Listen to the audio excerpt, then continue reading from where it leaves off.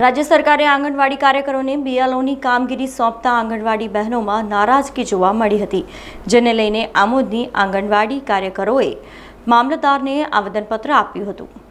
આંગણવાડી કાર્યકરોને booth level ઓફિસરની નિમણૂક અંગેનો પત્ર મળતા જ બહેનોમાં રાજ્ય સરકાર સામે નારાજગી જોવા મળી હતી, જેથી આંગણવાડી કાર્યકરોએ ભેગા થઈને નાયબ મામલતદારને આવેદનપત્ર આપી જણાવાયું હતું કે આંગણવાડી બહેનો ભારત સરકારની સંકલિત બાળ વિકાસ યોજના અંતર્ગત 6 વર્ષથી નાના બાળકો, સગર્ભા બહેનો, ધાત્રી માતાઓ તથા કિશોરીઓનું આરોગ્ય સુધારવાની કામગીરી કરે છે, જેથી તમામ કામગીરી કરવામાં કાર્યકર તેમજ તેડાગારનો સમય પૂરો થતો હોય છે અને ત્યારબાદ પણ દફતર નિભાવવાના હોય છે। ત્યારે બૂથ લેવલ ઓફિસરની કામગીરીના વધુ એક હુકમથી રાજ્ય સરકાર સામે નારાજગી વ્યક્ત કરી આંગણવાડી કાર્યકરોએ આમોદ ઇન્ચાર્જ મામલતદારને આવેદનપત્ર આપી બીએલઓની કામગીરી નહીં થઈ શકેનો હુંકાર કર્યો હતો।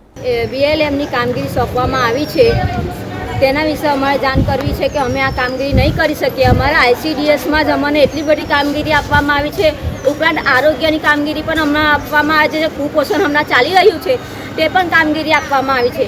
અને અમારા આંગણવાડીમાં ઘણી બહેનો એવી છે કે જે ઓછું ભણેલા છે અને આ કામગીરી કરી નથી શકતા, એવા વ્યક્તિઓના પણ અહીંયા ઓર્ડર આવ્યા છે।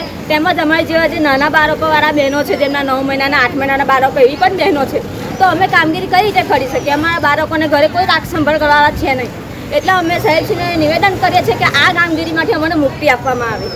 સમાચારોના સતત અપડેટ માટે TNN ન્યૂઝને YouTube પર સબસ્ક્રાઇબ કરી બેલ આઇકોન પ્રેસ કરો અને અમારી સાથે જોડાયેલા રહો Facebook, Instagram અને Twitter ઉપર।